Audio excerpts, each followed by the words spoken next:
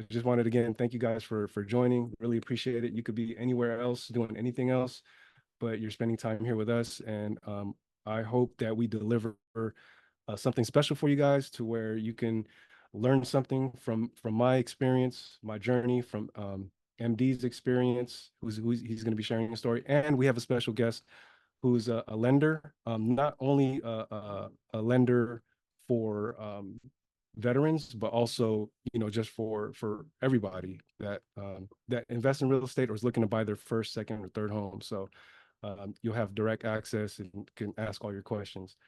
Um, I assume that there are some people having those Zoom link problems, so I'm just going to start jumping in, and we'll take it there. So my name, Jay Maranan.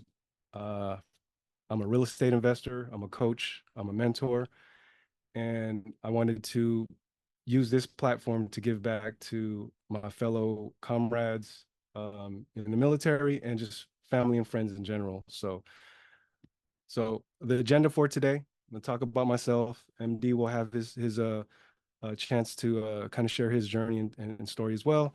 I'll talk about my real estate journey, my timeline, how I leveraged VA loans, other loans as well. And then we'll have a guest speaker, Deo, who is a lender. So you guys can ask all your questions. We'll go over some Q&A and then how to contact and connect with us. So I'm gonna just jump right in. So about me, I'm a Navy veteran, immigrant parents from the Philippines. I'm from San Francisco, California. I'm a family man and father of two and a half. I have my third one on the way. Uh, she'll be making her debut in October. So that's that. I love traveling with my family. I want to do it more often, and that's kind of why I started to do this, is try to figure out how I can do more traveling. Real estate became that vehicle for me. So I'm a real estate investor and coach and mentor, as I mentioned before. And to me, the biggest thing in real estate or anything in general is mindset. But for me, that turning point was having children. That kind of changed my outlook on life. My mother had passed away. My own mortality became a thing, right? Like life is not, we don't live forever. So what am I going to do with my time now? My children became my priority, how to make sure that they're well. They became my motivation, my purpose, and my drive. And this is why I work hard every single day, is to make sure that they're okay and they don't have to, grow up the way I did or grow up in the areas that I did. So that was like why I really just committed myself and dedicated myself to having a different outcome, different results. So on the right, that was Phuket, the Big Buddha. That was like one of my favorite places in the world. The Dolphin, that was a great experience. We were in Cabo. Phuket is, again, we're on the boat, on those small boats. We were in Singapore, hanging out with the elephants. Disneyland, we go there all the time. So, that's just like the things that I enjoy in life is doing those types of things, being around those, my family. And so, oops, hold on one second. And yeah, so that's kind of in a nutshell, me. And I wanted to talk. This is the first time I've actually ever talked about my military experience on a public platform like this. But this is me, the younger version of myself. Um, when I was in the Navy, I was an aviation boatswain's mate in the Air Department, Division V2. And I was part of the waste catapults. So on the aircraft carrier, there's catapults that launch the aircraft. There's catapult 1, 2 in the front of the boat, and in the waist in the middle of the boat, 3 and 4. I was on waste cats catapult 3, so that was what I serviced. Yeah, your deck department, Trong. I see that. Yeah, and this is some of my they're like my brothers. I keep in contact with them as much as possible. And yeah, this is me in the Navy. Um, oops, come on. Wait, Jay, was that you in Top Gun? Which part one? part two. Both. Yeah, so yeah, the green jerseys. So that's what I'll talk about right now. So this is the boat that I was on. The U.S. It was the Nimitz, the nuclear powered aircraft carrier. Um, I just saw one of my brothers jump on. Shout out to Laguan. Appreciate you for joining. We were on the boat together. We served on this boat. We This is the carrier. So everything on here we launched. We particularly launched a lot of these F-18 Super Hornets. This green jersey, this was my job. This is what I was doing. Just launching these things all day. And this was during wartime, so it was very intense. And this is what really pushed my body to the limits to allow me to know what I can and cannot handle. After this experience, we were working like 20 hours a day, every day, no days off for months. And it was a mental thing and a physical thing. But when I got out back to the civilian world, I felt like there's nothing I can't handle, right? I just got to learn and figure it out. So I really respect and appreciate all the vets. And this is why I wanted to do this, was to give back and to kind of show I had a struggle transitioning from civilian to military and then back from military to civilian world. So I wanted to show like my progression and what's possible for everybody else as well, right? But yeah, so that's what I did. Launch aircraft. I worked on the flight deck, extreme temperatures in the Gulf, but it was a great experience. I would do it again. So before I move on, the biggest thing for me, I just mentioned it, was mindset. And I think this is something that maybe we take too lightly or don't think about too much, especially for military folks, is the mental aspect, mental health. Um, I just wasn't healthy and I just wasn't knowledgeable enough to understand that, right? But does everybody understand like the concept of scarcity mindset, abundance mindset? Um, yeah, give me some thumbs up. Give me some thumbs ups in the chat if you understand that, or drop what is your idea of scarcity? Somebody give me like a definition of that. Somebody can share that, or abundance. Does anybody know? No? I'm not gonna lie, I'm still struggling on that. Cool. I love it. I love it. It took me a long time to figure it out. Thanks for sharing that. It took me a long time, years to figure it out, honestly. Just recently, I started to switch my mindset from like 2018, 2019. That's when I started to think different, right? But hopefully this will help you, Gabby. So mindset shift. This is when things started to change for me from scarcity to abundance. Scarcity is believing that the resources and opportunities are limited. There's not enough. Focused on what one lacks, like feeling constant sense of competition, fear of not having enough, comparing yourself to others, fear and reluctance to take risks, right? You're just scared. Um, Abundance, on the other hand, is like the belief that the opportunities are plentiful. There's several opportunities, enough for everybody. Belief in the potential for growth, success, viewing setbacks as learning experiences, not failures, willing to share the knowledge, the resources and opportunity, which is why I feel it's very important for me, MD and Deo, to share information so that you can take this information and apply it to your life, right? Embracing challenges and opportunities embracing opportunities or challenges rather as opportunities for growth. So changing the habits and mindsets. Um, this right here, this is me.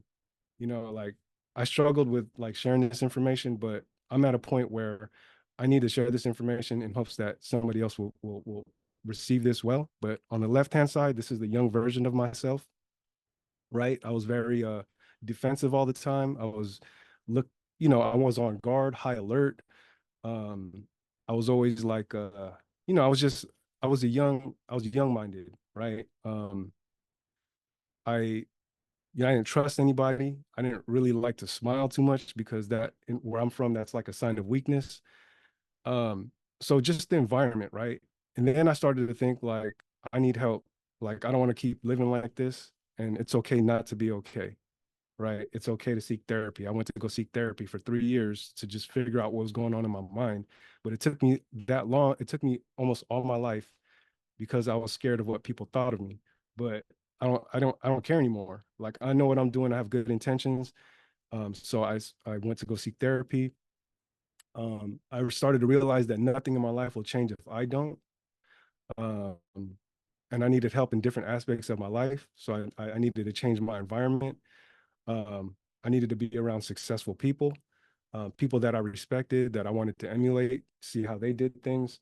Um, and then I wanted to take action. So I joined the mentorship program. So on the right, that's the group of the mentorship that I joined, which is called Zen Coast University.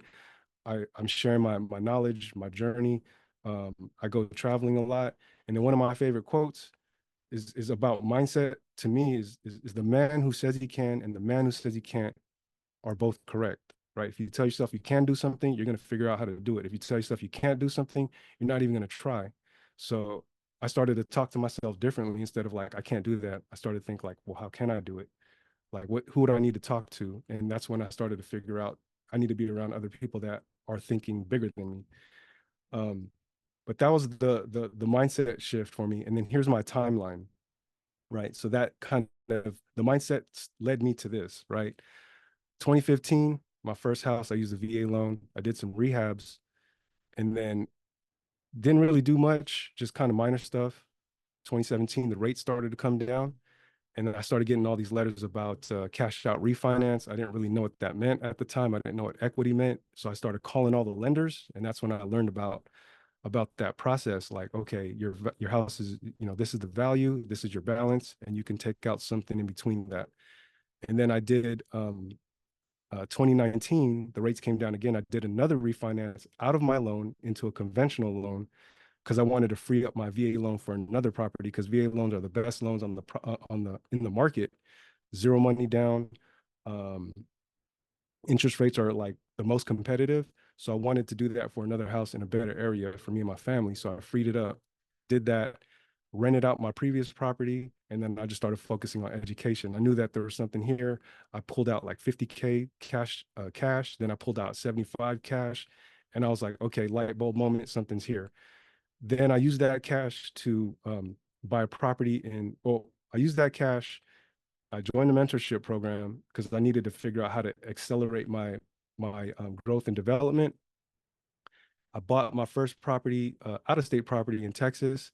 I partnered up on a 36 unit.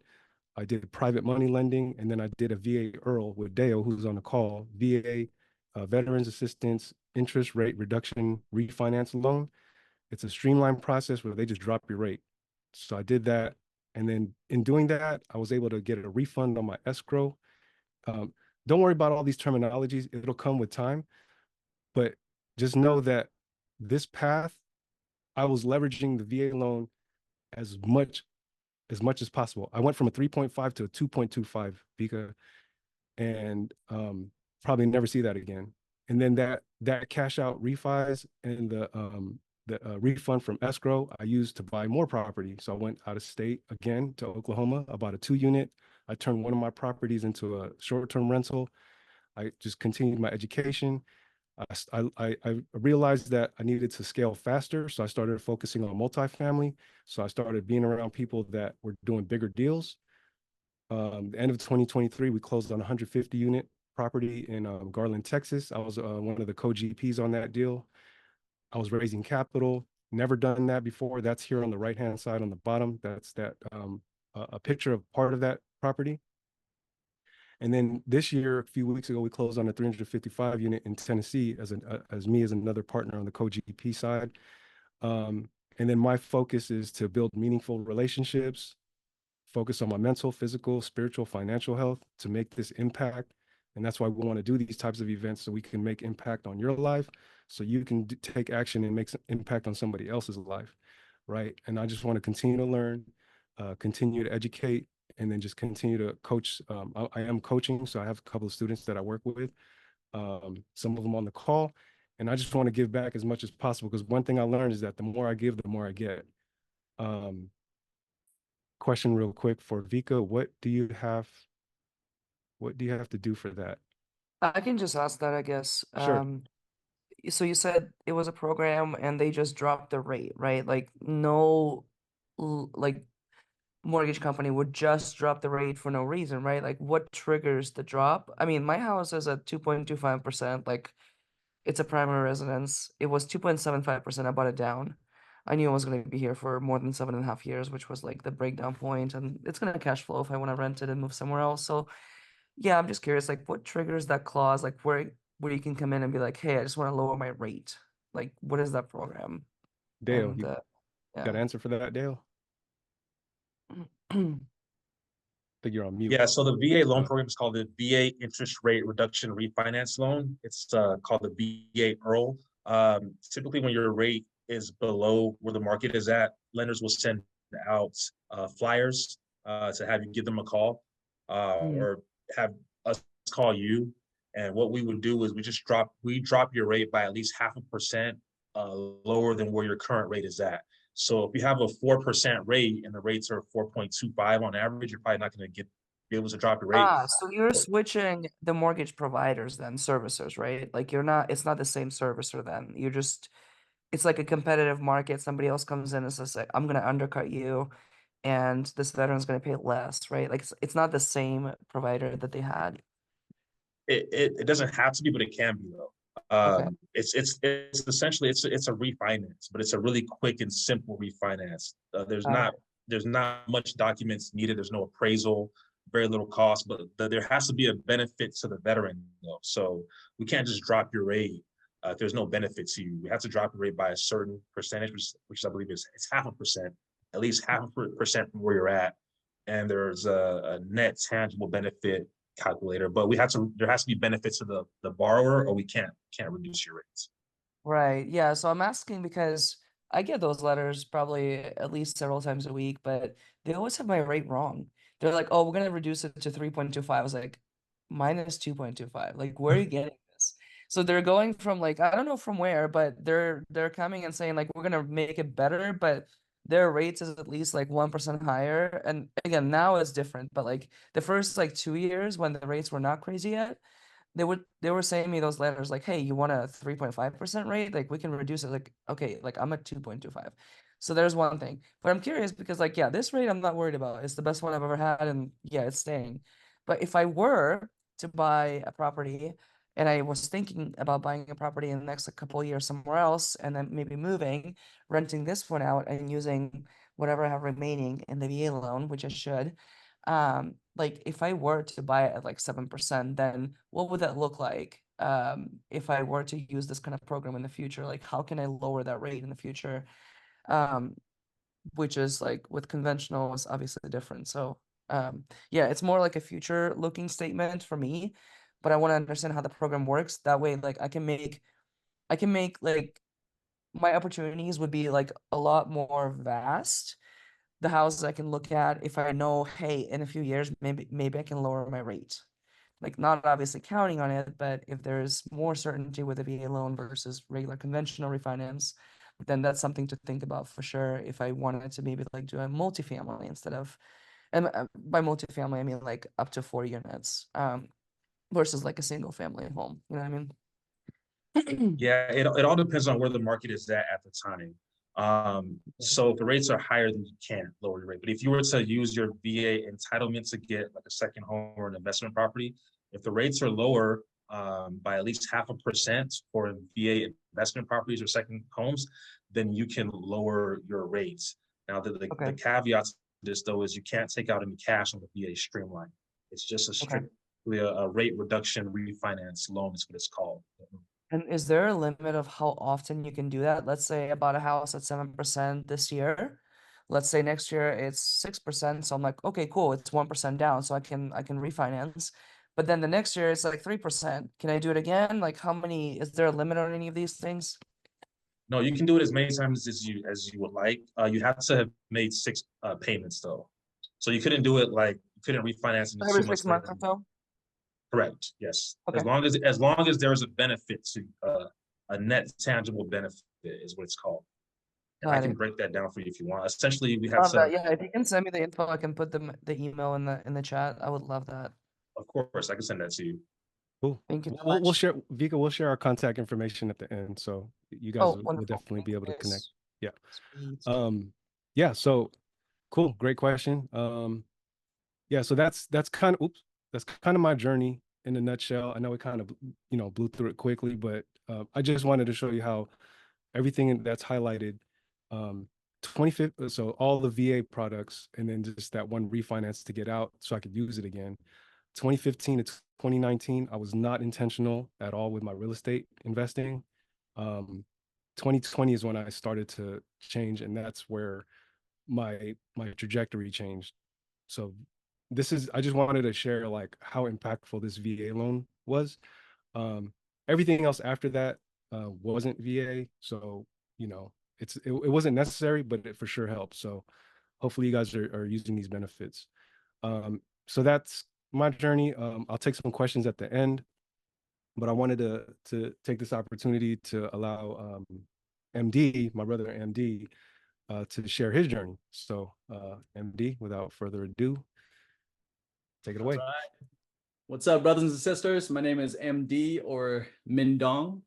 If you don't know how to pronounce that, it rhymes with ding dong. All right, so you can say Minhdoan or MD. But I appreciate you guys being on the call with us. Like Jay said, this is just a beautiful opportunity. We're honored, and it feels surreal to be able to give back. We've gone through the ringer, both Jay and I, in our own separate journeys, and we just want to share it and to be open to share these perspectives with you guys so that you guys can see what you can accomplish in your own lives, what you can take on. I truly believe that when you are open to perspectives, you start to make more tools available in your toolbox, right? So to be able to do that and come away from this presentation with, at least one takeaway, anything that you can do to help amplify and level up your own lives, financially, mentally, spiritually, what have you, right? So appreciate you guys being on the call with us. Yeah, so a little bit about me. On the next slide there. So second generation Vietnamese American. I definitely pride myself in being self-funded since I was 14 years old. Haven't asked for a single penny from my mom since then. Actually, my brother and I, we would go to her nail salon every Saturday and make $10, spending all day cleaning up the place. And I was like, wow, that's a lot of money. So, but she sure took advantage of us.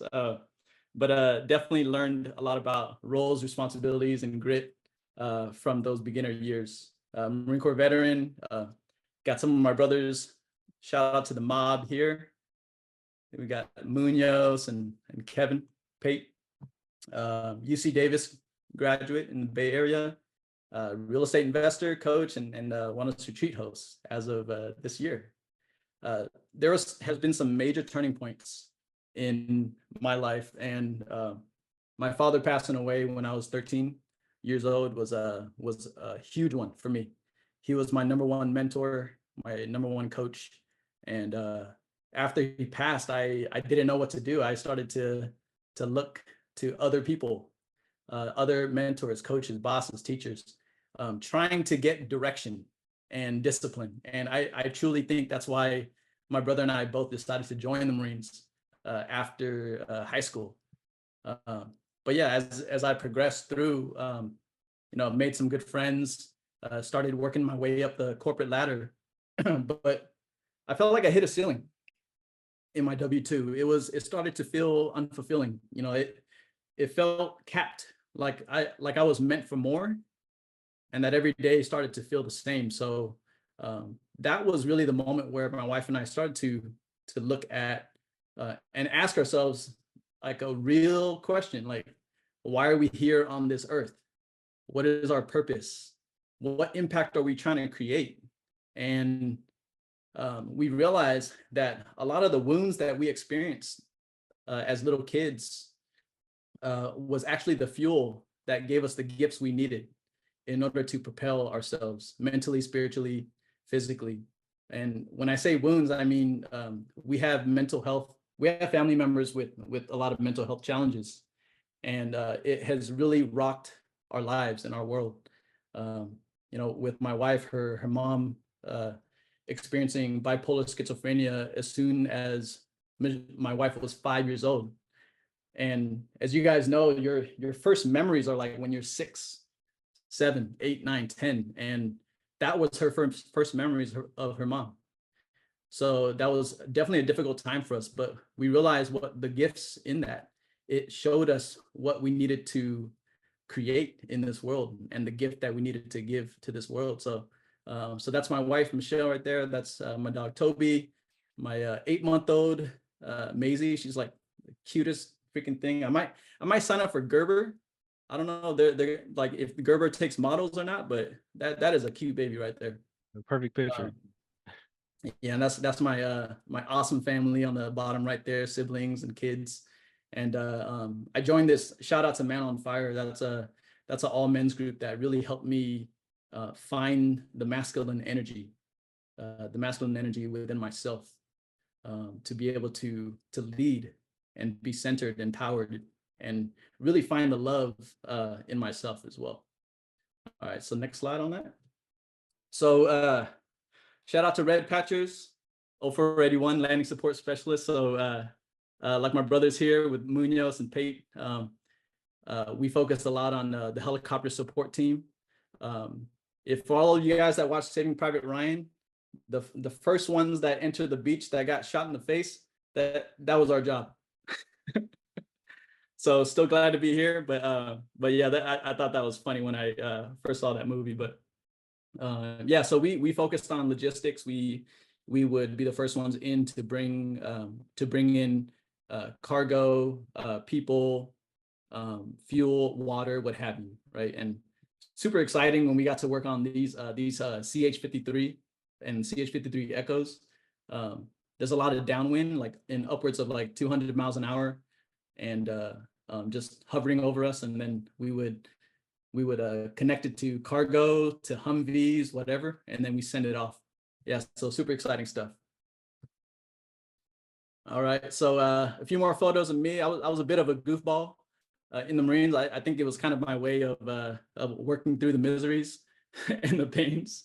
Yeah, so that's MOS school on the top left there. My boys in the top center, and my brother on the in the middle with me on the bottom there. Corporal's course, and then that's we took a group photo on that tank there, and I strategically sat in front right there for obvious reasons. All right, so going on to the next slide. So I want to share with you guys my timeline as well. So 2017 to 2018, that's when my wife and I we were working good corporate jobs. We ended up finding a nice home to live in the Bay Area, and we acquired it with a VA loan. It was a really good rate, but that come to Jesus moment that we had, asking ourselves, why are we here on earth? That happened in 2018. And we realized that in order to help us excel and get started on our investment journey, we needed funds and we needed to make sacrifices. So we ended up selling the home in 2018. And if you guys are familiar, the capital gains exemption, if you're single and you own a home, and you live in there for more than 2 years, you don't have to pay taxes on anything over up to $250,000. That's a lot of money. And if you're married, that's $500,000. So I had no idea about that, but we literally put our home on the market like 2 years and 1 month, right? And it just turned out that way, and our realtor told us. And we came up with a pretty good chunk of change. I think it was upwards of a couple $100,000 at that point. And we took that equity and we started to really get started on our investment journey. We bought long-term rentals, turnkey properties. So that if you're not familiar with that term, that just means that everything is already renovated. Sometimes there's already a tenant in place and we're just simply purchasing that property. And then we ended up getting in on syndications as well, limited partner syndications. So being part of a huge deal, we got into a shopping mall in South Carolina. We got into a large multifamily, over 200 units in the Houston area as well. At that point, my wife was done with her W-2. She was ready to head out. So we were able to make that work. And then after that, we came across another problem, which was a nice problem to have, is that we owned assets, but we had like zero cash. We had like zero cash to our name. So the next strategy was how do we build our equity again? And that's when we started to flip a few properties, wholesale properties, started to gain some cash again. And we took that cash and reinvested it into some more long-term rentals, some more turnkey. I highlighted the house hack Airbnb. So and I'll go over what those terms mean, but that was literally our golden ticket, because we ended up buying a property that needed a little bit of work. We were able to it was a triplex, so a single family in the front and then a duplex in the back, and we ended up living in the front and renting out the back.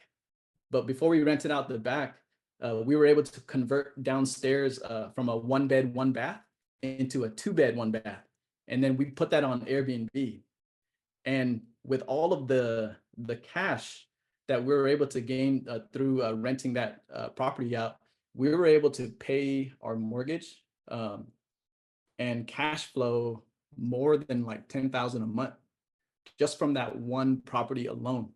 And that was like, holy crap, like this is working. This is actually working, right? And we then took that and we leveled up even more. We ended up buying more flips. We did a short-term rental property in Hawaii. We bought more turnkeys. We bought in a few duplexes in Kansas City. I then became a coach with Zen Coast University. Cash out refinance, right? Very popular term that Jay and I are throwing out there. And then we ended up the following year, I went even bigger. Commercial properties in 16 units in Tennessee, 52 units in Alabama. And my wife becomes a coach. And then last year, ended up opening my own property management business in Alabama. And long and behold, the vision that we created 6 or 7 years ago of acquiring a wellness retreat space in Hawaii finally comes true. Right. And this was a beautiful moment for my wife and I, because we put in 6 to 7 years of blood, sweat, and tears, and just learning, failing, relearning, applying ourselves, going hard, like getting uncomfortable, just trying new things over and over again to see what sticks, right? And yes, I'm showing you all the highlights in my timeline, but this doesn't explain or even cover the 200 to 300 failures that I went through, right? And that's why I love that, Jay, you started with the mindset piece, right? Because you always got to remember where you're at and what you're trying to achieve, right? Having that definiteness of purpose and being very clear on where you're going, right? It's like Google Maps, like you're starting here, but in order to know what road to take, you got to know where you're going. You got to know the destination, right? So you got to be very clear with that. And my wife and I were clear from the start. Our baby, it felt like we had 2 babies actually. We got the retreat space and our actual baby at the same time, which was a hell of an experience in and of itself. And this year, really happy, really proud to say that we went live on our wellness retreat space, Lotus Rising Retreats over in Oahu. And we get to do this. We get to create a ripple effect of contagious healing. We call it a space to hold space, where people can come here and they can be open, they can be vulnerable, where people can just share their stories and not feel judged, right? And have a container for people to transform. Yeah, so that's my journey in a nutshell. MD, can I add something to this real quick? Yes, sir. I had the opportunity to stay at this wellness center. For me, all this stuff is something that I've never been comfortable doing, but I knew that the future version of myself and who I wanted to become, who I wanted to be, I had to try new things. I had to open my mind. I had to heal myself. I had to, meditate and all this stuff, which has been super helpful. But this wellness retreat, you got to be careful how well you want to become, because this is where my wife got pregnant, and that's why we got number 3 on the way. So if you're looking for fertility, go there. Thanks, Dave. Hey, MD, I have a question. Yes, sir. Fire away. What was the biggest takeaway from the Man on Fire? Yeah. Yeah, good question. And this actually wasn't until recently, I would say like a year and a half to 2 years ago, I realized that I was very much in my feminine energy, and everyone has feminine and masculine energy. But the problem with always being in my feminine energy meant that I wasn't actually creating a safe container for my wife. And a lot of times, without realizing it, my wounds would trigger her wounds. For example, my default, if I wasn't conscious, would be the avoidant, right? So that's where I would avoid things. When things get hard, I would hide away. I would run away to somewhere else for a little bit, right? For my wife, it was abandonment issues because of her mom's the experience with her mom, right? So with bipolar schizophrenia, she went through a lot of things as a little child. So for my wife, when she experienced that abandonment, she felt like she needed to grow up and be responsible for everyone. So she ended up mommying a lot of people, myself included. Right. So when she comes in as my mommy, quote unquote mommy, that's when I want to avoid, I want to get away. I was like, I don't need that. I want my independence. Right. So then you can kind of imagine how that started to create this downward spiral of like triggering each other, because the more I avoided, the more she felt abandoned, and the more she felt abandoned, the more I felt avoided. Right. So I knew that by doing the work with this group, I knew that I needed to stay centered. I needed to learn how to be in my masculine again. And that required a lot of somatic work, breath work, consciousness exercises, and to be able to be centered. Yeah, so that was a huge game changer for myself and my wife over the last 2 years. All right, so did that help, Dale? Oh yeah, definitely. Thank you. Yeah, so some pro tips that Jay and I want to share. I'll let you go first, Jay, on the first part.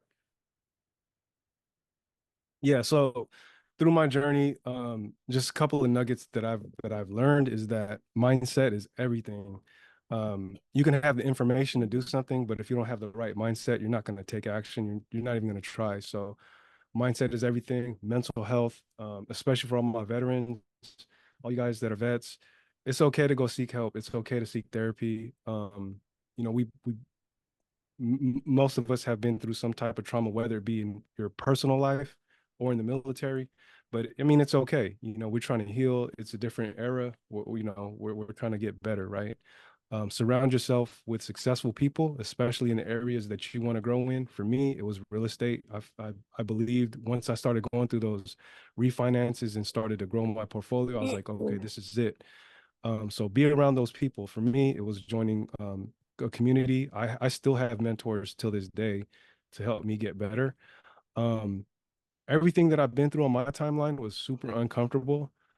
You learn how to get comfortable in that space, because if you're always going to be afraid and fearful of something you've never done before, every time. So get used to that. Be humble. Don't be the smartest one in the room. Be open-minded. Be vulnerable. If everything's okay and you're not telling anybody you need help with anything, nobody can help you. Understand the benefits offered to veterans for your sacrifices, and take advantage of them. One of them is your service-connected disabilities, right? You might not even know you have some, but I think it's definitely important to explore, right? Like I've had injuries from the military. My knees are messed up, my shoulder is messed up, I tore my rotator. But when I got out, I was like, I don't need help, I'm cool. But as I got older, my body started aging. I started to feel these aches and pains, and it's not going to get any better.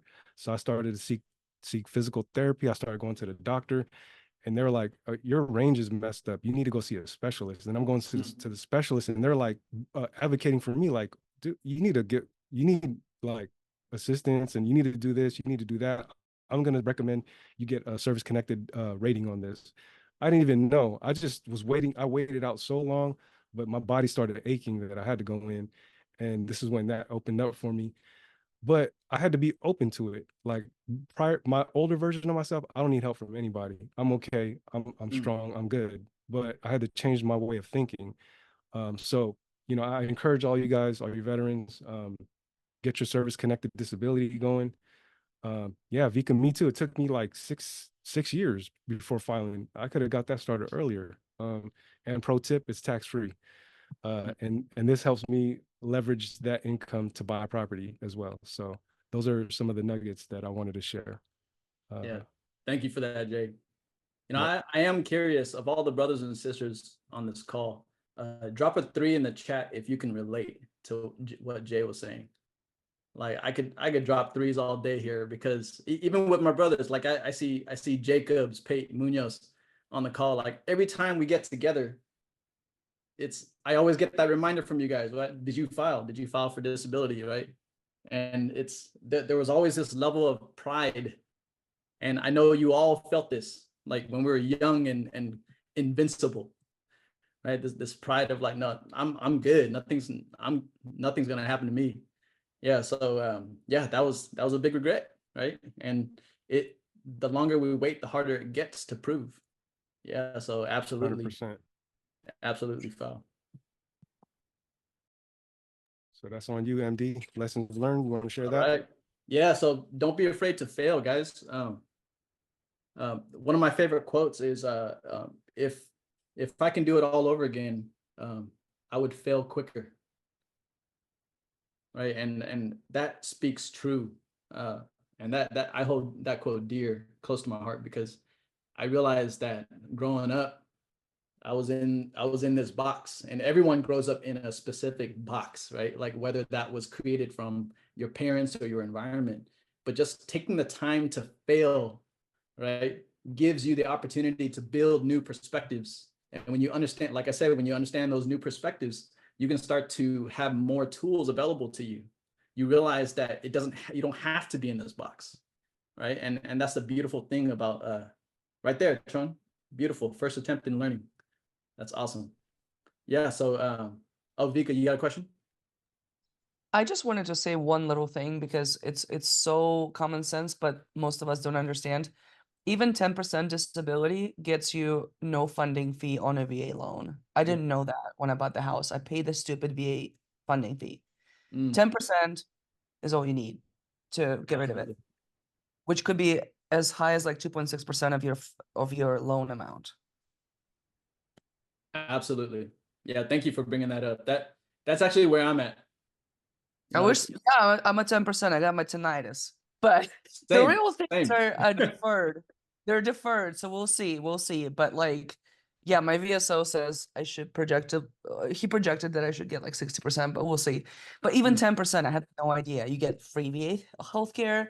No need to worry about insurance if you're not doing a W-2 job, which is also another thing that's really important to know. Because when you're leaving your cushy employer, you're like, shoot, how am I going to pay for my insurance? Well, if you have 10%, you can still go to the VA hospital. You just pay the copay, and they're stupid low, like $15 low. Sometimes lower. Explain that to me today when I enrolled finally. And they're like, yeah, I'm trying to see if we can like lower your income. I was like, no, that's not like $15 a copay. Like, are you kidding me? That's better than my civilian insurance. That's like free. It's pretty much free. Much, yeah. So I had no idea. I wish I had done it earlier. So if any of you on this call who have not gone through the process, talk to a VSO. They're free. They'll tell you everything. They'll help you file the claim. And yeah, even 10% is going to make a huge difference in your life. So that's my little plug. Another thing I want to add to that, Vika, thanks for sharing that. I'm 100% right now, but it took me, I don't know, 5+ years, because I wouldn't show up to my appointments. I wouldn't do my PT. And that kind of worked against me, right? What's happening is when you show up to your appointments, they're documenting everything, right? And they're kind of building out your file, right? So when they go to the approval board, they can look at it and say like, okay, Jay went to all these appointments, and these guys are his these professionals are saying yes, that this is what's really happening. So they're building that case for you, and if you're not showing up and doing your part, they can't advocate for that. So show up to all your appointments. Exactly. Yeah, I had several CMP appointments. They happened really quickly. The other thing too, somebody told me with the presidential election happening later this year, like you might want to do it now if you've been thinking about it. At least file your intent to file, because that's the date your back pay will go back to. It's not going to be the date when you file the claim. You have a year to file the claim after your intent to file. At least do intent to file. It's like 5 minutes, maybe 5-10 minutes online. Google it, intent to file. Do that. And then, yeah, like if you can, file everything you can before the change of administration, because things may change. Like you don't know. But that's what I've been told by the VSOs that I spoke to. And that's why I hurried up and filed everything back in February. And yeah, I already got 3 decisions out of 9. So it's been going really fast. One person that I built a relationship with at the time, she told me, she's like, bring your whole medical jacket. We're just going to go through everything page by page. And she went through every single page and wrote everything down and just filed everything at one time. And that was I didn't do that until like later on. I wish I would have done that in the beginning, but it all worked out. Yeah, the key is to file a fully developed claim if you can, which means get all your shit together, all your medical records, and then file all of them at the same time. They'll give you like a buffer of, I think, like maybe 30 days to like add to it. But once you're done, stop adding, because if you do add, then it's going to kick you off to a different queue, which can take a year or 2. So I would suggest take everything you can. If you have your records, put them all in. I mean, you already know what's going on with you. So civilian and military records, and then they'll request your military records and civilian records as the time comes, but at least file the claim, list all the conditions. I wish I'd done it 6 years ago. 100%. Yeah, thanks for that, guys. Also, I I got didn't a realize question. oh, go ahead. Hey, it's Gabby. I was trying to raise my hand, but I'm still trying to figure out the Zoom thing. So, does anyone know if once you get your rating, you can refile to have your ratings readjusted? You can, but this is my experience. If you get your rating, right, if you file like right away, I don't think they're gonna increase it because you just got your rating. So what I've done is I waited for like a year. Got if I felt pains or I was going through something, I would go make my appointments. I would show up, do my PT. So I would kind of build my case, right?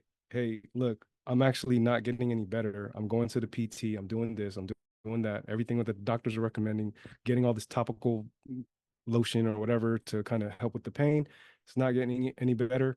Then I would, at least I have the paper trail to show why I'm requesting to increase, right? But if you just do it right after, there's really not enough time, at least in my opinion. Maybe you could talk to somebody from VSO, but I don't think If there's. I may add to that, Yeah. just real quick, I think when you file first, it's not about the percentage, it's about it being service connected. So it could be 0%. As long as it's service connected, you have a good start.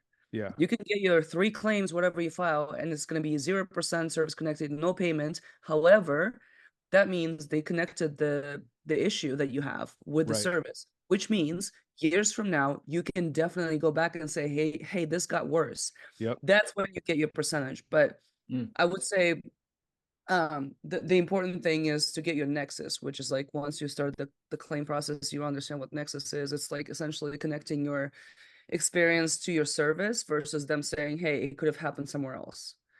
So you need to definitely connect, like, hey, I was doing PT on active duty, this is what happened. Either you have your medical records proving that, or you have a buddy statement, whatever that may be. I had a lot of records documenting what I've been going through, so like I submitted that. But yeah, the idea is in the first in the first claim, get as many issues as you can with all the medical records that you have, submit that, and at least get rated for service connected, even if it's 0%, 10%, whatever that may be. Because once you do that, then you can always go up from there. 100%. Yep. Awesome. Cool. Yeah, that's Yeah. good. That's a good. Another benefit that I like too is for all you national park gurus, once you get that disability, you have free access to it all around the country too. Didn't know No, that. you don't have to be disabled. They give it to Really? you for veteran. Yeah. Oh, okay. I've That's had new it for a to few me. years now without disability. Yeah, you just go and show your either veteran or military ID, whatever it is. Usually anything like your driver's Oh, license that okay. has a veteran on the bottom or something. Yeah, it gives you that for free. Oh, nice. That's the only reason why I filed. No, I'm just kidding. Oh, hey, you know what though? Hey, That's messed The up. guru who's talking about VA loans. Yeah. The VA loan Yeah. funding fee was not top priority. Okay. Yeah. The reason I joined the military was to get the discount at Disneyland. Yeah, that's right. Yep. Yeah. Oh, so don't forget to ask for your discounts at restaurants and other things. You'd be surprised. Always. Don't be Always. ashamed at all. Most of the time they give you 10%, but some places gave me as much as 30 to 50%. I was, Mm. yeah, trust me. Yeah. Always ask. And they can do it for the whole table, not just you. cool. Yeah, my brother's got no shame in the game. He's got the Marine Corps logo on his shirt, his chest, his hat, his tattoo. It shows up everywhere. And then he asked the discounts. Yeah, so I mean, they should just like look at it and be like, hey, it's just on yeah, the bill. you can have it. You can have it. You can have the discount. I'm not even gonna ask you. Yeah. Yeah. Cool. All right. Yeah. Thanks a lot, guys. So yeah. So moving forward here, ask a lot of questions, and that speaks to the vulnerability part, right? Like, just know that the questions that you ask, more than likely, or more likely than not, you're gonna ask questions that other people already have too. So be courageous to ask away. It's okay to ask for help. Give before receiving. Be a person of value. Like I think of Jay, like he's in the dictionary when it comes to giving, right? This guy shows up in like 7 places at one time. His Instagram post shows like he's in California and Texas and New York, like at all of these different conferences and just giving and connecting people. And I freaking love it. And yeah, it's a beautiful thing to see. And always learn new skills. Just again, just remember that failure is just an opportunity to learn, right? And you can do it in a safer space. You could do it with mentors and coaches, but just know that again, this is an opportunity for you to learn and build new perspectives, right? And do new things, do things that you might not be comfortable with, but there's other people that have succeeded doing it, right? So it's okay to reach out. All right. So next slide on that. All right. Oh, go ahead, Jay. I'll pass it to you. Yeah. No, that's great. So hopefully you guys got a lot out of that. We're definitely going to open up for questions after, but before we get to that segment, I definitely want to introduce Deo, he was a pivotal point in my journey. So I definitely wanted him to share his experience and how he can help support not only veterans, he can help everybody with lending, but for this call, we definitely wanted to share information on veteran loans, but this is Deo, so mortgage broker. Go ahead and take it away, Deo. All right, thanks a lot, Jay. I appreciate it. Thanks for having me as well. And I don't think this gets talked about enough, which is the true value of home ownership. MD, you've been able to turn your VA home purchase into financial freedom and discovering your purpose. Jay, I've watched you grow into a savvy real estate investor, and it looks like you're well on your way to achieving generational wealth for your family. In my opinion, I believe real estate investing is like the cheat code to owning a home.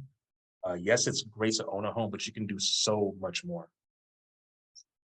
And one of my favorite quotes from Robert Kiyosaki, author of Rich Dad, Poor Dad, states that real estate investing, even on a small scale, remains a tried and true means of building an individual's cash flow and wealth. And the numbers back up what he says. In 2014, the median sale price of a home was $275,000. In 2024, the median sale price of a home, all things being equal, is $420,000. So if you bought a home in 2014, your home value would have gone up by $145,000. All the while you're paying your balance down each month. So you're able to take that money out and invest in yourself, make improvements, invest in more real estate, or pay off debt. So by the time I'm finished talking, you'll know exactly what it takes to begin your journey towards home ownership and building financial freedom. A little bit about myself. I started in the mortgage industry in 2017, working for one of the largest direct lenders in the US. Took a lot of phone calls, closed a lot of loans, gained a ton of experience writing BA, FHA, and conventional loans. And that experience really shortened my learning curve. And very soon after, I started working for a strictly VA bank, and that's where I actually met Jay. I'd say about 95% of my business was VA loans. My most popular products were VA purchases, VA cash out refinances, and also VA streamlines.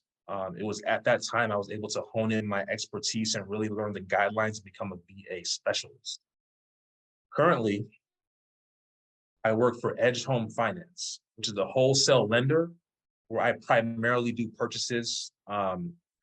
Edge Home Finance was the #1 broker with regards to volume in the country. So what that means to you guys is not only do I have the experience to get you to the finish line, but I also have a support system in place to help guide you throughout the entire process. When you're talking to a lender, it's very important to speak to a lender such as myself that specializes in VA loans as opposed to someone that just dabbles in VA loans. Next, I will discuss a few of the most popular loan products for military veterans. The first one is the VA purchase. Now, this is the loan that gets you into the door of home ownership. And in my opinion, I believe it's the best loan out there compared to the FHA loan or the conventional loan. The rates are lower than all the other loans. And it's one of the 3 loans that you can actually have the bank finance 100% of the whole loan amounts. There's no private mortgage insurance. And also, depending on who you purchase from, your realtor and the seller, you can possibly end up moving into the house by paying nothing out of pocket. Now, you'd have to pay your earnest money deposit and your appraisal and home inspection, so you have to bring something to the table. But if you negotiate with your seller, the seller can actually pay up to 4% of your closing costs. So numbers wise, let's say you buy a home for $400,000 and the closing costs are $12,000. That's 3%. The seller can actually pay all your closing costs for you. Plus you have your funding fee, or not your funding fee, excuse me, the loan amount 100% financed. So you can move into the home essentially paying nothing out of pocket. Now regarding the VA funding fee, and this is where getting the 10% service-connected disability comes into play here. If you do not have a 10% service-connected disability, then you'd pay a funding fee of 2.15% of the loan amount, but it can be financed into the mortgage. So it's very important to, try to get your service-connected disability, because that's a huge savings if you were to get that. And next is the VA cash out.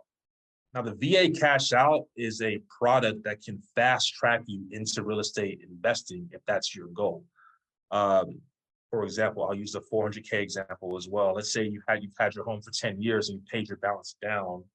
Or let's just say that you bought a home for 250K and you paid your balance down to 200K, and that home value goes up to 400K. You can pull out $200,000. You can refinance up to 100% of the value of the home and have this cash in hand to make improvements to your home. Or you can purchase a second property if you have enough entitlements.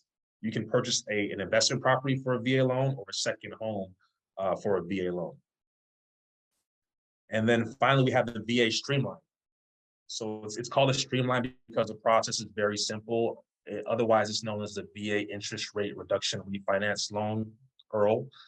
It's a way that the VA ensures its veterans are on the lowest rates or have the lowest payment they qualify for in the markets.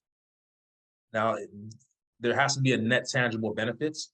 So those benefits are the rate has to drop by at least 0.5% from where you're currently at. So if you go from a 4.5 to a 4.25, we can't write that loan. And then secondly, you have to be saving a substantial amount to be able to refinance. It's called a 36-month recoup is what it's called. For simplicity's sake, if the closing costs are $3,600, then you have to be saving at least $100 per month, 36-month recoup. So you can't. So that's the second part of the net tangible benefits for us to be able to write a VA streamline. Also, you can skip up to 2 months of payments on your mortgage as well, and you'd receive an escrow. You can receive an escrow refund also if you have any money in your escrow account. So you can actually make cash.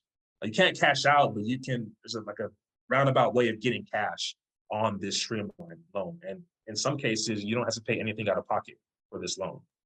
Hey, Dale, I wanted to add to that real quick. The Earl that we did. So I bought $1 million property. My rate was like 3.5% with everything in. I put like 7% down payment because at the time I went over the limit, the county loan limit. I think there is no limit now, but at the time I had to put a percentage down. My mortgage at that time was $5,700. When we did the Earl, I dropped my rate from 3.5 to 2.25. I got $20K back out of escrow, and my mortgage rate went down $1,000 to $4,700. So that's the significance of like how this can benefit you. I mean, obviously it's according to what the market is doing, but I think having the knowledge to know that there is this option. So when that opportunity comes and you know that the rate is dropping below what you have your rate at, you can exercise this. So I think just having the knowledge to be prepared for this opportunity. But I wanted to kind of just illustrate that. Jay, now we know how you travel to Disneyland every single month. I gotta do what I gotta do, man. Yeah, and we've been friends ever since. Ever since that phone call on a Saturday afternoon, we've been friends ever since that call was about 3 years ago. Yeah, 100%. Yeah, how to get started? Just have a higher percentage now, but your loan is a lower percentage. If you wanted to take any equity out, you definitely have to refinance. Or can you take the equity and pay for that amount? You can pay like the current rate, but leave the house at whatever you had it financed in the first place. Or does the whole thing have to be on a new rate? No, the whole mortgage will be refinanced at the new rates. Well, Yeah, you can take out cash, but that would be a cash out though. It wouldn't be a streamline. Yeah. So Vika, how this worked for me is that I had as a 3.5% on $1 million home, and then I think I had to have like 6 months of escrow in the escrow account because I impound my account into one payment. So I'm not paying the taxes or insurance separately. I'm paying everything I put the money. Thing, yeah. Yeah. So what happened was because my rate dropped so low, the escrow amount, I was overfunded in the escrow account. So they gave me a refund out of that account. So it wasn't like a cash out refinance. It was just I was overfunded in my escrow account because the rate and what I needed for that 6 months of runway went down significantly with that rate drop. That's awesome. Yeah, so that's how I got that. It wasn't a cash out refinance. I just got a refund from my escrow. Yeah, yeah, because they keep sending me letters like, "Hey, you have like 100 to 200K equity in the house." And I'm just curious, like if I were to pull it, then I would refinance at current rates for the whole mortgage then, right? Because that would definitely not make sense. Right. Correct. Yes. And that's I wanted to make a note on that too, because when you refinance that in that example, when you refinance now, for sure your interest rate's going to be higher, right? But there's pros and cons. Well, I just feel like, hey, like give me the interest, like the current interest for the amount I'm pulling out. Let's say I'm taking 100K out of the 200K equity, right? So I want to keep the rest of the mortgage at my 2.25%, obviously.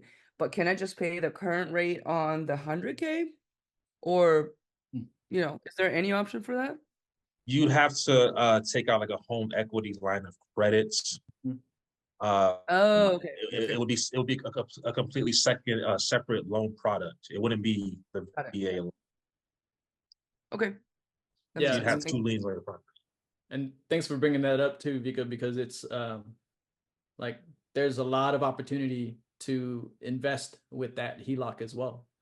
Mhm. Right. And I've even, it seems counterintuitive, but a couple of years ago, I actually refinanced my VA loan, even though I got a higher interest rate.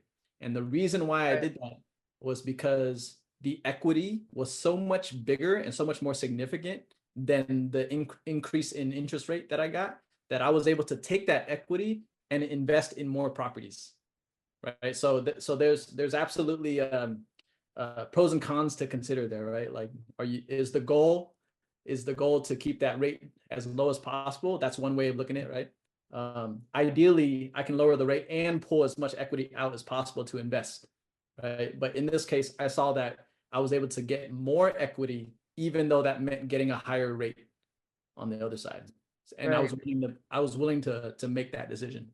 When you're at 2.25%, it's like shit. Yeah. Nothing's really good. But no, what I'm Yeah. thinking though is like so I have cash. I have like enough cash if I wanted to. Like it's way more than what I can even pull out for equity. Mhm. Like I have it sitting at 5% interest rate, like paid to me through a high yield savings account. So for me, I'm like, okay, so if I get a loan to get a second property, let's say my loan is at 8% because it's commercial loan, for example, second home, whatever it might be, right? Do I pull out from my cash, which means opportunity cost of 5% earning, on an annual basis, Right. or I just go for the 8% because like I write that off while still making the 5% having my cash, like that kind of thing. I know it's getting into the CPA world, but at the same time, it's like, because when you take a loan, you write off the interest. But if you take the money out of your cash account that's earning you 5%, then you just lose that. And then, okay, the 3% difference, like you have to like figure out if that's worth it or not, I guess. Right. So that's Yeah, what I'm trying to, there's yeah. always a ton of factors to consider. And in the real estate investment world, I always go down to four things, the four profit centers of real estate investing. And that is appreciation, principal pay down, cash flow, and depreciation. When I look at the bigger picture of this property and how much it appreciated, how much principal pay down, how much tax benefits I can get, how much cash flow I'm getting each month, I can start to build a decision on whether or not it makes sense to refi. Yeah, so it's all considered. Thank you guys. Cool. Yeah, let's continue on. I know we got about 15 minutes. So I want to have Dale wrap up, and then we can take questions at the end. All right, how to get started. All right, for military veterans, there are three very important documents that you will need before you can start searching for a new home. The first one is called your Certificate of Eligibility, otherwise known as a COE. This document confirms your eligibility for the VA loan program. You can it should be available in your e-benefits portal, or you can contact your lender, such as myself. I can get it for you. Also, the second form is going to be the second document is your DD-214 or your discharge paperwork. Now, if you were in the National Guard, it would be called your NGB-22. If you're active duty, you wouldn't have this, but you'd still be eligible for a VA loan if you're active duty. It verifies your discharge status. You can request it via mail or on archives.gov, or you can reach out to me and I can get it for you as well. The third document you'll need, and this is the one that you need before you can start looking for homes, is the certified pre-approval lender from myself again, or from your lender. The first two documents verify your VA eligibility. The third document certifies that you're qualified to make a home purchase. Before issuing a pre-approval, I will review your credits and your income. Documents that I typically request would be your most recent 2 pay stubs, 2 years of W-2s, most recent 2 months of bank statements, otherwise known as the rule of twos. Once I gather those documents, I will determine what you qualify for, or whether you qualify, and how much you qualify for. Finally, why. And the reason I do this is to help as many people as I can achieve the goal of home ownership.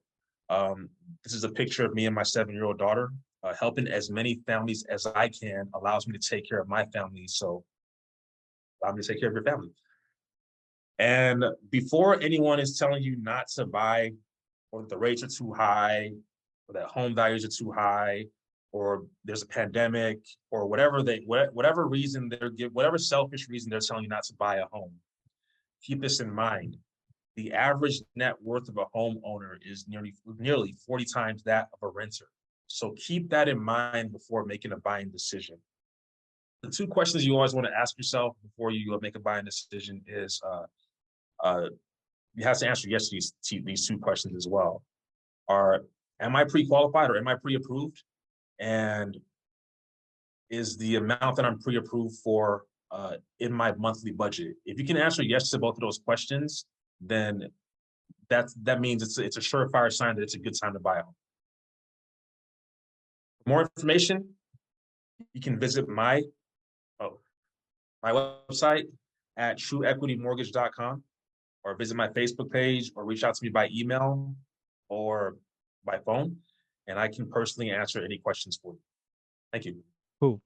There's a question for Sorry. yeah, for Gabby. Go ahead, Gabby. Yeah, I had a question, David. So for the loan, is there like minimum percentage ratings that you need to have, or minimum of years of time service wise, or combat deployments, etc.? Is there like a prereq, or just those 3 brackets? Typically it's for a VA loan. Are you sorry, let me go back here. Are you in the military? I just got out, like I'm coming up on my 2 years, but I got medically discharged. So you'd be eligible for a VA loan. okay, cool, thanks.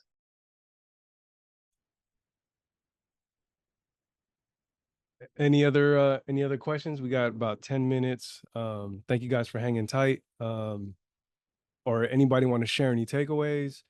Take screenshots of here's Dale's contact information. Go ahead and take a screenshot. We can send the recording out too. And so we'll have a way to get you guys to contact Dale. This is take a screenshot of this as well. This is MD and myself, our Instagram, and then the link. As we mentioned earlier, we're both coaches and mentors. So if that's something that you want to consider or talk to us about, happy to help there too. It's been very instrumental in my growth and development.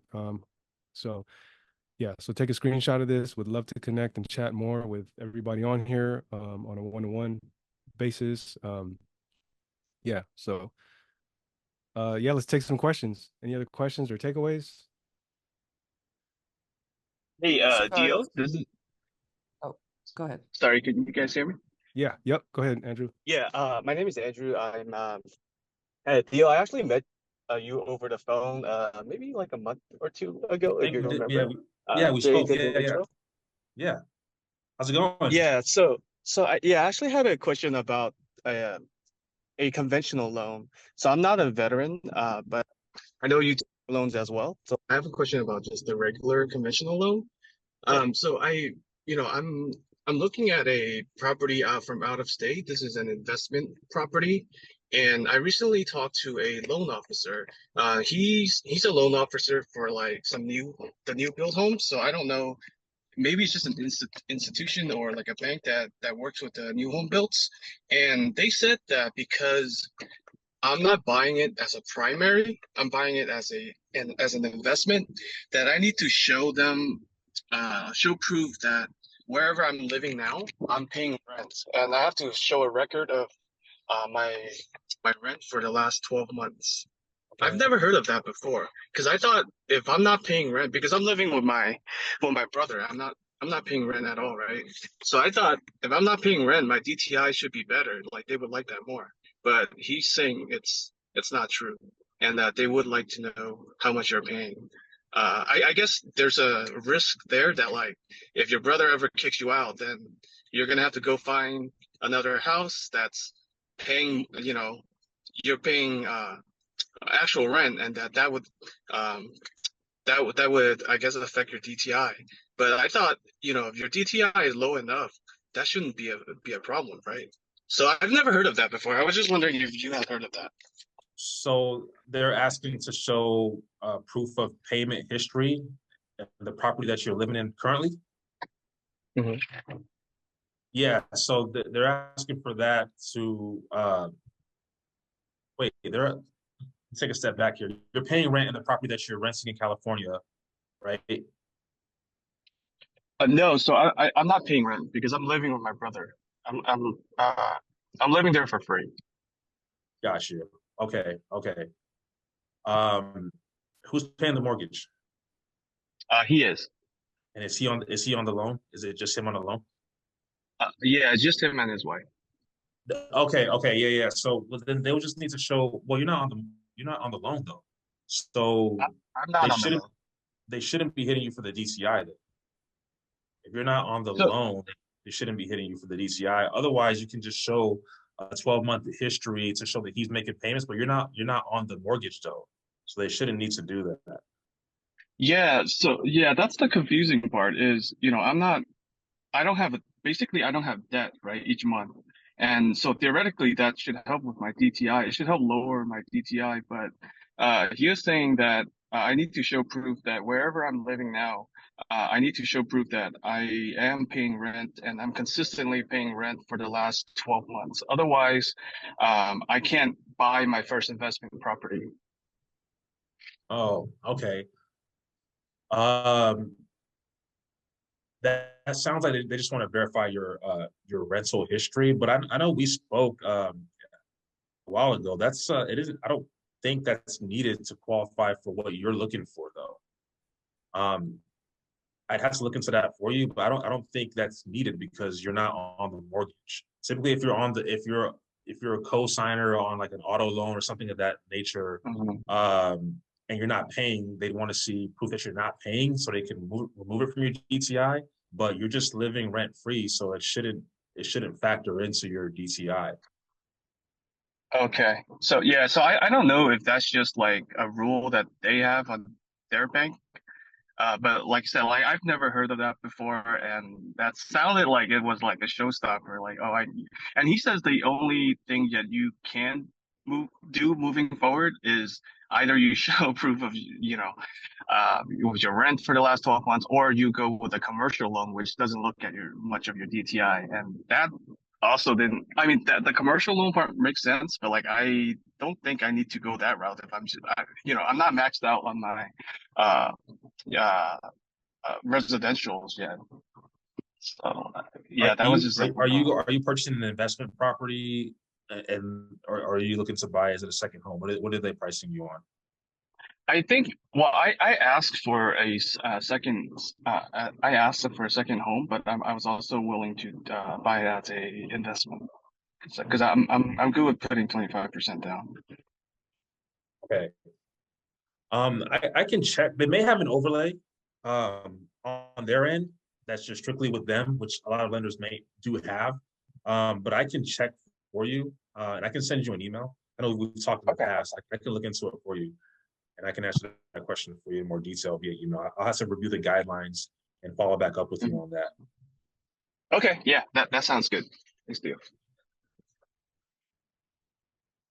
Oh, we got a couple minutes. Take a couple more questions or takeaways. What do we got here? I'm just gonna call out on somebody. Actually, Brian. hey Jay, can I Oh, ask a question to MD? go ahead. Yeah, feel free. Yeah, earlier in the presentation, I think MD said that he opened a property management company out in Huntsville or in Um, Alabama. It's in Alabama. We're actually looking into Huntsville as our next acquisition. But right Uh-huh. now we're in Decatur, we're in Florence, and Coleman and Moulton. So those four cities. Okay, gotcha. So when in the future, if you get into the Huntsville market, would you are you open to taking new clients like myself? I'm looking for an investment property out there. Oh, as a we discussed it. We haven't opened it up just yet, Andrew. But very possible Oh, in okay. the future. Yeah. Gotcha. Okay, great. Good to know. Yeah, you're welcome. Yep. Got a couple more minutes. Any other last questions, comments, or takeaways to share? Anybody, feel free to unmute yourself. Or am Yeah. I calling on somebody? Yeah, I just want to make a quick note here. During my presentation, I promised to explain what house hack was. And for those of you that don't know what house hack is, it's when you purchase a property and you live in it, but you're able to rent out another piece of it. So when Dale was talking about the two questions of like, can you afford it? Can you make the monthly payments? This is a beautiful opportunity for all of us veterans to be able to acquire a property where you can live in it and then lower your largest expense for the month by renting out a piece of it. And that's if I were to do this all over again, I would do that all day, every single year. Is house hack every single home, every single acquisition, and that's a beautiful opportunity for everyone here. My favorite strategy. Yes, sir. Want to take at least one or two takeaways here. I know I wanted to ask my friend Brian. I don't know if you want to unmute yourself. Do you have any takeaways that you could share? Yeah, there we go. Yeah, no, I mean, I love the history. I think all of us are kind of. I'm not a veteran, but I came across your post and I was like, I got to join in at least see what it's about. Just because I owned a bunch of houses a long time ago, and then that whole housing bubble kind of turned that all down, and I had to file bankruptcy and starting all over again. And I know one of the things that I missed back then was just a mentorship program. So that's why I think like came across your post and trying to see if I could do it the right way this time instead of going at it alone and going to know and seeing if I could just swallow my pride from back then where I just knew everything and discovered it all on myself. Now I feel like that's what I'm looking for. Right on. Yeah, it was a little bit choppy, but no, I appreciate you being vulnerable and kind of sharing some of your stories of like some of your challenges right now and kind of wanting to learn more about mentorship. Yeah, just that 2D barcode that'll link you. And we connected. I know you sent me a private message. We'll definitely connect. We'd love to chat more and learn about what you have going on and your goals. And you know, that's what we want to do here is just help and give back. So yeah, thanks for sharing that. Yeah, we're at time right now. Any last questions or last comments or takeaways from this before we conclude the meeting? I have a newbie question, Ayako Mitra here. When you're thinking about doing a cash out refi on, let's say, like an existing property that you have, so like the specific example is I have a three unit multifamily in Michigan, and I would like to cash out refi. It's all cash right now. I have it all in cash. I want to refi it in order to leverage that and put it into, some other investments. And initially I said it's worth about 150,000 now, and I bought it for 54 like a few years ago. And so I was just wondering, like, what level would you leverage at in that cash out refi? Like initially I just said like 50% because I kind of felt comfortable like with the cash flow, but wanted to know, like, from the experts here, what your recommendations are for either analyzing that or just some rules of thumb. Thank you. Yeah, awesome question, Ayako. If you have it all cash, that's awesome. Like, that's more power to you. That's a beautiful opportunity for you. I guess from that perspective, it still depends on your goals, right? You want to look at the 4 profit centers, right? Appreciation, depreciation, cash flow, and principal pay down. But one thing that comes to mind in your share is consider how much it would, how much income you can make by renting it out, right? Either long-term, mid-term, or short-term, if that's allowed. And then do some reverse engineering to figure out how much equity are you pulling out so that the rent can pay for that mortgage, so that you don't really have to go negative cash flow each month by taking a larger mortgage out. Yeah, that's awesome. Thank you. Yeah, and then I guess I was thinking I should save, if I can kind of estimate any sort of, kind of like deferred maintenance stuff, maybe save that up in there too. So I'm getting Absolutely. price. Absolutely. Yeah, like typically with capital expenses. So capital expenses are expenses that are like a one-time fixture, one-time renovation. And then operational expenses are like a monthly repair and maintenance costs. Jay and I typically calculate anywhere from like 4 to 6% per month of the income. Okay, perfect. Awesome. Thank you so much. Yeah, you're welcome. Awesome. We are at time. Again, connect with us on these 2D barcodes. We will send out the replay. Stay connected with us. Would love to continue this conversation in chat. One last question. So for more information, do we check out Zen Coast University? Hit this 2D barcode here. We'll sort it out. And yeah, zencoastuniversity.com. You can look up the community, and I would definitely recommend it. The group is great. So thank you all for taking the time out of your busy days to spend it with us. Appreciate you guys. Yeah, and much love, respect to you all. Salute. Thank you for your service to all the veterans. Thank you, Deo, MD. Love you guys. Appreciate you all. Have a great rest of your night.